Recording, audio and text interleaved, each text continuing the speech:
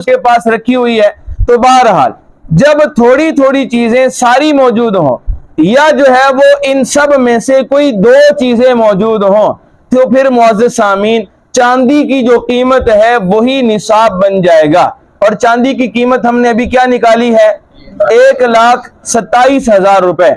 अगर जो है वो किसी के पास थोड़ा सा सोना है और साथ थोड़े से पैसे, अगरचे जो है वो 10-20 रुपए भी हैं, तो अब मुअज़्ज़िज़ सामीन सोने का निसाब नहीं देखा जाएगा बल्कि चांदी की कीमत को देखा जाएगा कि ये थोड़ा सा सोना और जो इसके पास बाकी थोड़े से पैसे हैं, ये अगर चांदी के निसाब की कीमत को पहुंचते हैं तो इस आदमी पर जो है वो कुर्बानी वाजिब होगी। मिसाल के तौर पे एक आदमी के पास या किसी औरत के पास वो 1 तोला सोना है और उसके पास थोड़े बहुत जो है वो पैसे भी हैं। अब मुअज़्ज़िज़ सामीन सोने का निसाब नहीं देखा जाएगा बल्कि अब हम चांदी के रेट की तरफ आ जाएंगे, चांदी की कीमत की तरफ आ जाएंगे। तो हम देखेंगे कि 1 तोला सोना और ये जो चंद रुपए हैं ये मिलाकर 1,27,000 रुपए बनते हैं या नहीं बनते, तो यकीनन बन जाएंगे, इसलिए कि इस वक्त 1 तोले सोने की जो कीमत है वो 2 लाख से ऊपर है।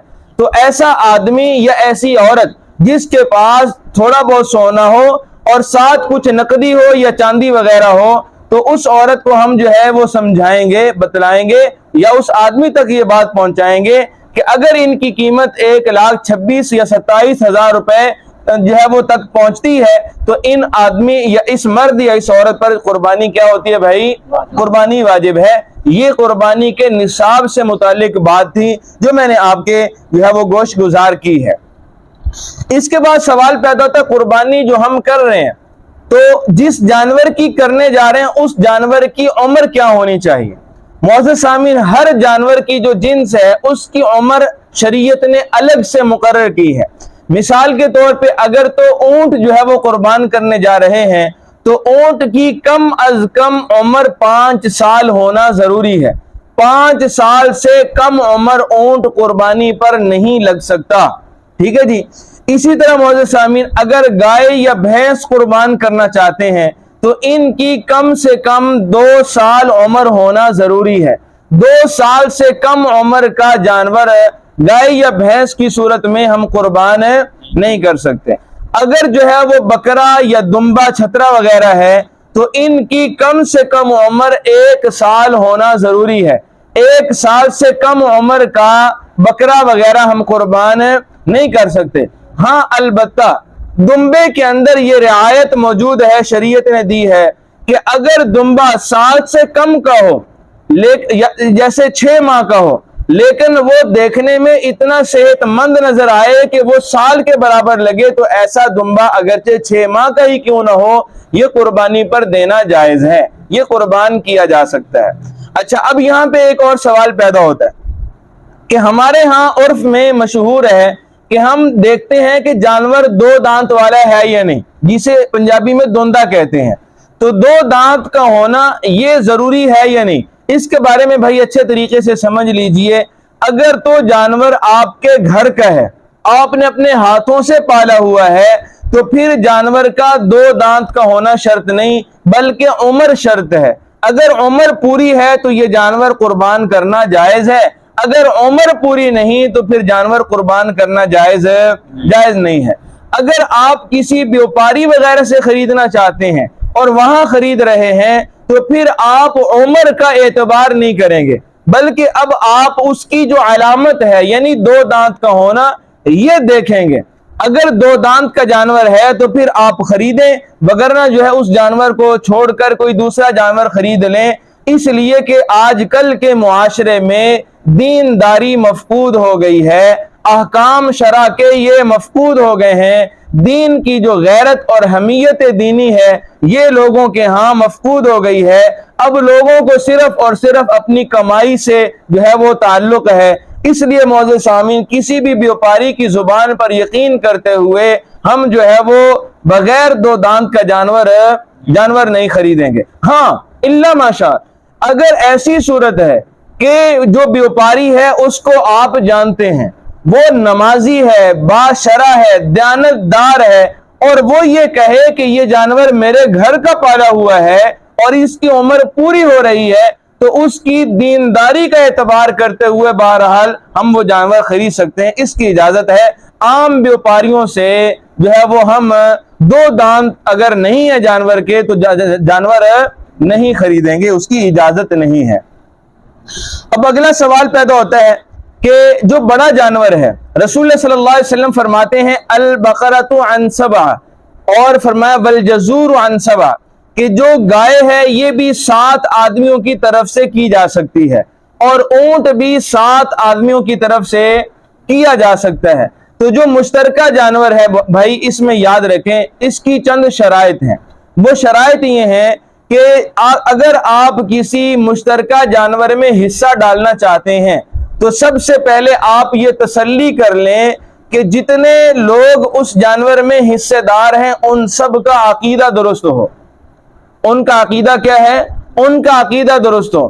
کوئی بھی غیر مسلم اس جانور میں شریک نہ ہو، کوئی بھی قادیانی یا مرزائی اس جانور میں شریک نہ ہو۔ اگر ایک بھی حصہ دار ایسا اس میں شامل ہو گیا تو پھر کسی کی بھی قربانی یہ نہیں ہوگی بھائی، اس لیے اس بات کو اچھے طریقے سے سمجھ لیجئے۔ دوسرا یہ ہے کہ مشترکہ جانور جب آپ اس میں حصہ ڈالنے جا رہے ہیں تو پھر یہ تسلی کر لیں کہ کسی بھی حصے دار کی جو نیت اور ارادہ ہے وہ محض گوشت حاصل کرنا نہ ہو، بلکہ قربانی کرتے ہوئے جو نیت اور ارادہ ہے وہ کیا ہونا چاہیے؟ محض اللہ تعالیٰ کی رضا۔ اگر کسی ایک حصہ دار کی بھی نیت وہ گوشت کی ہے تو بھائی یاد رکھیں کسی کی بھی قربانی جائز ہے، کسی کی قربانی قبول نہیں ہوگی۔ اس لیے یہ مناسب ہے کہ جب آپ ذبح کرنے لگیں تمام جو آپ کے بھائیوال ہیں تو ان سب کو وہاں پہ اکٹھا کر لیں اور چھوٹی سی وہاں پہ تعلیم ہو جائے اور ان کی نیت کی درستگی جو ہے وہ ہو جائے تو یہ بہت عمدہ بات ہے۔ اسی طرح معزز سامعین ایک مزید سوال یہاں پہ پیدا ہوتا ہے کہ مرحومین کی طرف سے، میت کی طرف سے قربانی کرنا کیسا ہے، یا رسول اللہ صلی اللہ علیہ وسلم کی طرف سے قربانی کرنا کیسا ہے؟ معزز سامعین کسی بھی میت کی طرف سے قربانی کرنا جائز ہے، آباء و اجداد والدین کی طرف سے بھی قربانی کرنا جائز ہے۔ اسی طرح رسول اللہ صلی اللہ علیہ وسلم کی ذات مقدسہ مطہرہ کی طرف سے بھی قربانی کی جا سکتی ہے۔ حضرت علی رضی اللہ تعالیٰ ایک دفعہ جو ہے وہ جانور قربان کر رہے تھے تو صحابی رسول نے، ایک آدمی نے بلکہ آیا، اس نے دیکھا کہ حضرت علی 2 جانور ذبح کر رہے ہیں تو پوچھا کہ اے علی یہ کیا ہے، آپ 2 جانور ذبح کر رہے ہیں؟ تو فرمایا کہ اوصانی رسول اللہ صلی اللہ علیہ وسلم، مجھے نبی اکرم صلی اللہ علیہ وسلم نے وصیت کی تھی اے علی جب بھی جانور قربان کرنا تو 2 جانور قربان کرنا، ایک اپنی طرف سے اور ایک میری طرف سے۔ تو گویا کہ معلوم ہوا کہ رسول اللہ صلی اللہ علیہ وسلم کی طرف سے بھی اگر قربانی کی جائے تو یہ بھی جائز ہے۔ اچھا اب ایک یہاں پہ میں آپ کو مزید دلچسپ بات بتاتا چلوں کہ رسول اللہ صلی اللہ علیہ وسلم نے ہمیشہ 2 جانور قربان کیے ہیں، ہمیشہ 2 جانور ساری زندگی قربان کیے ہیں۔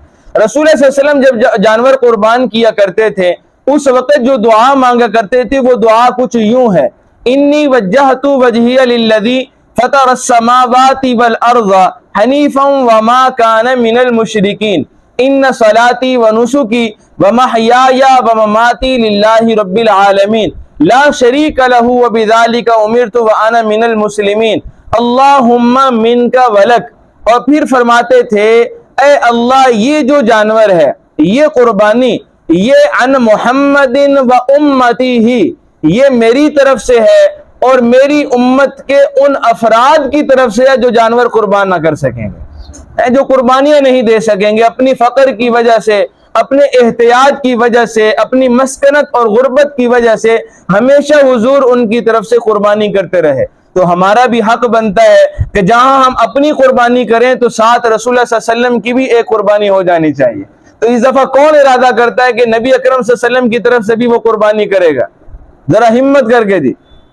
اچھا اب یہ مسئلہ بھی سمجھ لیجیے کہ مرحومین کی طرف سے، میت کی طرف سے یا رسول اللہ صلی اللہ علیہ وسلم کی طرف سے قربانی اسی صورت میں جائز ہے جبکہ اپنی قربانی کی جائے۔ پہلے اپنی طرف سے قربانی کی جائے گی پھر کسی میت کی طرف سے قربانی کرنے کی اجازت ہوگی۔ اگر کسی آدمی نے اپنی قربانی نہیں